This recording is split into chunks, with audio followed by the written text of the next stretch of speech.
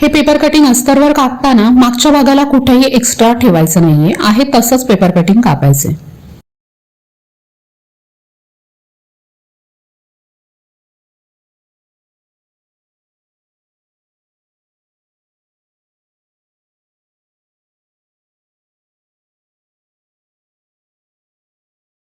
हा बाजूचा भाग सुद्धा आहे तसाच कापायचा, फक्त जिथे आपण कटोरी जोडतो त्या बाजूला अर्धा इंच किंवा त्यापेक्षा थोडं कमी इतकं मार्जिन सोडायचं। जितकं मार्जिन आपण शिवायला वापरत असू तितकंच इथे सोडायचं आणि हा भाग उभ्या कपड्यातच कापायचा।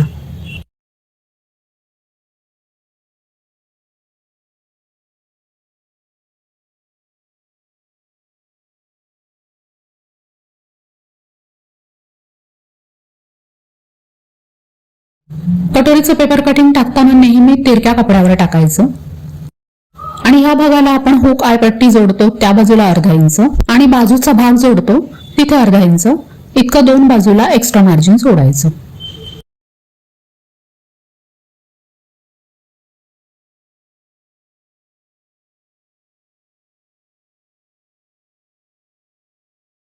इथं मी आधी बाहीचं पेपर कटिंग टाकणार आहे आणि त्यानंतर योकपट्टी कापणार आहे।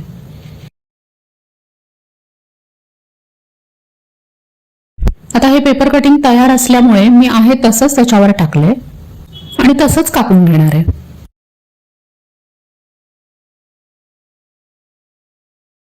यानंतर घडीवर मध्यभागाचा नॉच द्यायचा आणि दोन्ही भाग उघडून एकाच बाजूला पुढच्या मुंड्याचा खोल आकार कापायचा। योकपट्टीसाठी इथे कपडा पुरत नाहीये, त्यामुळे जितकं पुरतंय तितकंच कापून नंतर मी ह्याला 2-3 इंचाचा जोड लावणार आहे।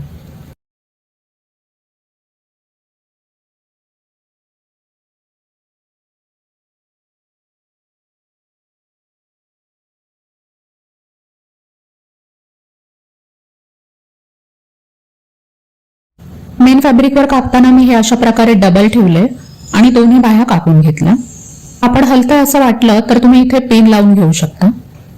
कधी कधी इथे कपडा कमी पडला तर जोड लावावा लागतो, तर तो कसा लावायचा ह्याचा सुद्धा स्वतंत्र व्हिडिओ चॅनेलवर आहे। ब्लाउजचे इतर भाग सुद्धा यानंतर आहेत तसेच मी मेन फॅब्रिकवर कापून घेणार आहे।